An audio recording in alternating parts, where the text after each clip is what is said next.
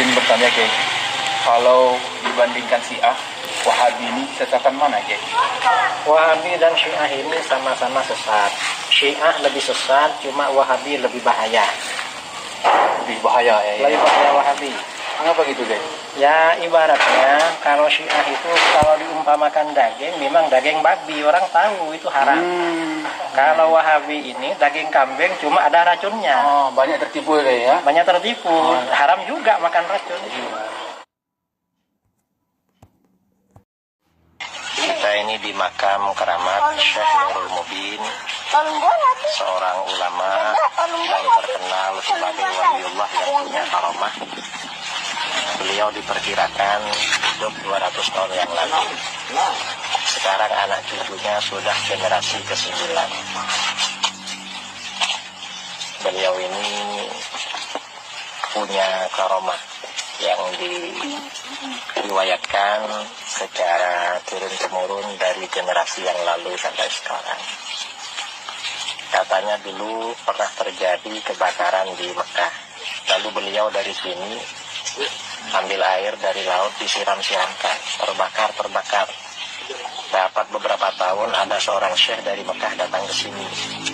Katanya kebakaran dan beliau yang memadamkan pakai air itu. Ini karomah beliau. Mudah-mudahan kita semuanya dapat barokah beliau, Syekh Nurul Mubin, dan anak cucunya masyarakat di sini di Lambu, Kecamatan Lambu, Kabupaten dan Pulau Bima, Nusa Tenggara Barat, dapat melanjutkan cita-cita dan perjuangan beliau melestarikan, membumikan ajaran Islam Ahlus Sunnah wal Jamaah di Kabupaten Bima. Amin, Allahumma amin. Ini dulu makamnya ada di seberang, ada di sebelah ya, karena ada banjir, dipindah oleh banjir digeser oleh banjir. Akhirnya pindah ke sini dan makam beliau tidak retak, tidak berubah. Makamnya hanya geser tempat aja, memudahkan air untuk terus mengalir. Ini salah satu karomah beliau Syekh Nurul Mubin. Mudah-mudahan kita dapat barokah dari beliau semua. Sekian, ini makam ini jauh dari jalan raya, masuk dari jalan raya kira-kira 1 kilometer lebih. Sekian, Assalamualaikum warahmatullahi wabarakatuh. Bismillahirrahmanirrahim. Teman-teman sekalian, kita bertemu kembali di konten baca buku saya. Kali ini saya akan membaca sebuah buku yang berjudul Buku Pintar Berdebat dengan Wahabi, tulisan Ustadz Muhammad Idrus Ramli. Buku ini bestseller. Buku ini di penerbitnya adalah Bina Aswaja, bekerja sama dengan LBM NU Jember. Yang saya miliki ini cetakan ke-7, Rajab 1433, Juni 2012. Saya membaca buku ini dan ada di sini pada halaman 69 ya. Dikatakan di sini bukan ahlus sunnah, mereka golongan khawarij. Mayoritas umat Islam meyakini bahwa ahlus sunnah wal jamaah itu pengikut mazhab Asy'ari dan Maturidi. Tetapi tidak sedikit pula yang berasumsi bahwa aliran Wahabi juga masuk dalam golongan ahlus sunnah wal jamaah. Padahal menurut para ulama yang otoritatif di kalangan Sunni, aliran Wahabi itu tergolong khawarij, bukan ahlus sunnah wal jamaah. Dalam sebuah diskusi tentang Aswaja di kantor PWNU Jawa Timur di Surabaya, ada pembicaraan mengenai Wahabi. apakah termasuk Ahlus Sunnah wal Jamaah atau bukan. Dalam kesempatan itu saya menjelaskan bahwa aliran Wahabi atau Salafi itu bukan Ahlus Sunnah wal Jamaah. Bahkan aliran Wahabi itu termasuk golongan Khawarij. Mendengar penjelasan ini, sebagian peserta ada yang bertanya, mengapa aliran Wahabi Anda masukkan dalam golongan Khawarij? Bukankah mereka juga berpedoman dengan kitab-kitab hadis yang menjadi pedoman kita seperti Sahih Bukhari, Sahih Muslim, dan lain-lain? Aliran Wahabi itu dikatakan Khawarij karena ada ajaran penting di kalangan Khawarij menjadi ajaran Wahabi, yaitu takfir al-mukhalif dan istihlal dima al-mukhalifin, mengkafirkan dan menghalalkan darah kaum muslimin yang berbeda dengan mereka.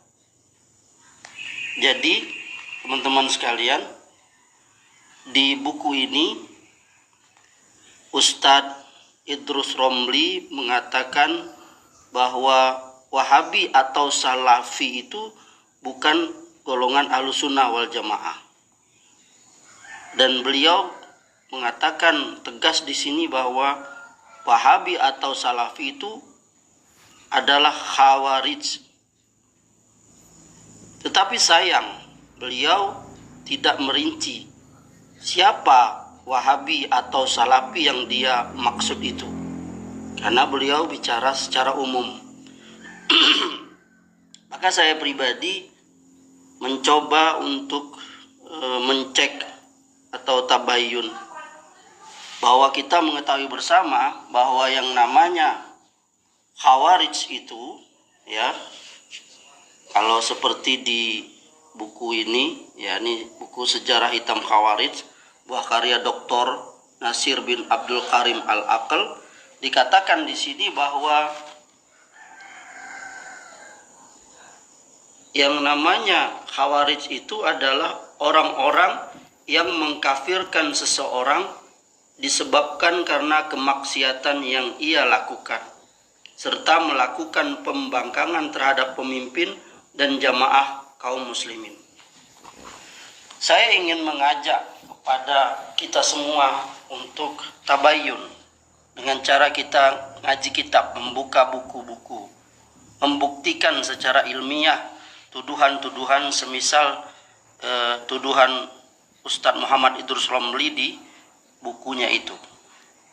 Salah satunya saya memiliki beberapa buku, yakni buku Ustadz yang dia adalah tokoh dari Wahabi, katakanlah begitu, di Indonesia ini, atau beliau adalah Ustadz Salafi yang berdakwah di Indonesia ini dengan dakwah salaf, yakni Ustadz Yazid bin Abdul Qadir Jawas di buku beliau Mulia dengan Manhaj Salaf. Di buku ini beliau mengatakan, ya,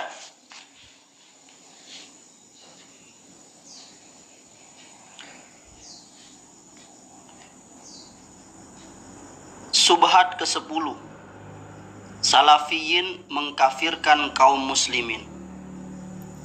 Ketahuilah bahwa takfir, mengkafirkan seorang muslim, adalah masalah yang sangat berbahaya. Seseorang tidak seharusnya ceroboh dalam menghukumi manusia dengannya. Karena itulah Ahlus Sunnah wal Jamaah Salafiyin menempuh cara terperinci dalam masalah ini sesuai dengan pendapat ulama salaf. Berbeda dengan ahlul bid'ah seperti Khawarij dan orang-orang yang berada di atas jalannya. Berikut ini kita bawakan perkataan para ulama salaf mengenai masalah takfir, sehingga menjadi jelaslah kebatilan tuduhan dusta ini. Sekian. Setelah itu beliau menjelaskan ulama tentang takfiri ini ya. Kemudian di buku beliau yang selanjutnya, yakni Syarah Akidah Ahlussunnah wal Jamaah, Ustadz Yazid di sini mengatakan ada memberikan bab, yakni bab ke 43, yakni prinsip Ahlussunnah wal Jamaah terhadap masalah kufur dan takfir atau pengkafiran. Prinsip dan pemahaman Ahlussunnah wal Jamaah tentang masalah kufur dan takfir atau pengkafiran adalah sebagai berikut. Kemudian beliau menyebutkan definisi kufur. Kemudian beliau menyebutkan prinsip-prinsip Ahlussunnah dalam kufur dan takfir. 1. Pengkafiran adalah hukum syar'i dan tempat kembalinya kepada Allah Subhanahu wa taala dan Rasulnya sallallahu alaihi wasallam. 2. Barang siapa yang tetap keislamannya secara meyakinkan, maka keislamannya itu tidak bisa lenyap darinya kecuali dengan sebab yang meyakinkan pula. 3. Tidak setiap ucapan dan perbuatan yang disifatkan oleh nas atau dalil sebagai kekufuran merupakan kekafiran yang besar atau kufur akbar yang mengeluarkan seseorang dari agama. Karena sesungguhnya kekafiran itu ada dua macam, kekafiran kecil, asghar, dan kekafiran besar atau akbar.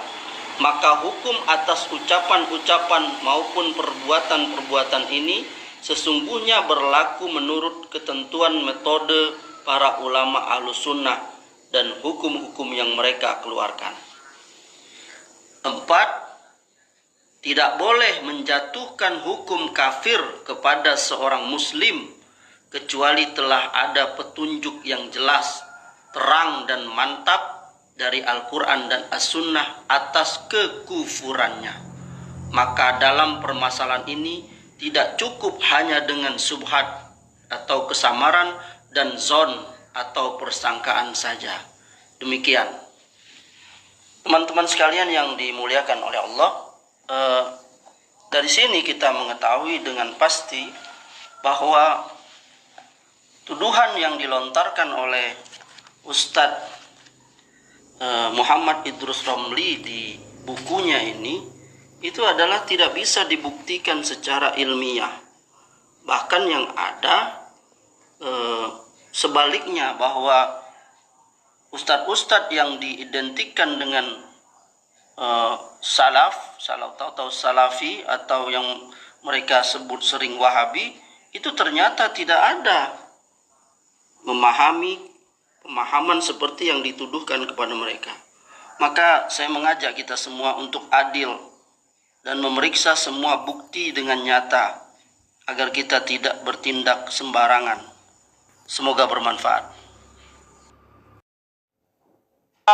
Keutamaan kota Al-Madinah adalah annal imana ya'rizu ilaiha, bahwa iman itu menuju bertempat kepadanya, kama qala sallallahu alaihi wa ala alihi wasallam, sebagaimana Nabi sallallahu alaihi wa ala alihi wasallam berkata, innal iman la ya'rizu ilal Madinah kama ta'rizul hayyatu ila juhriha.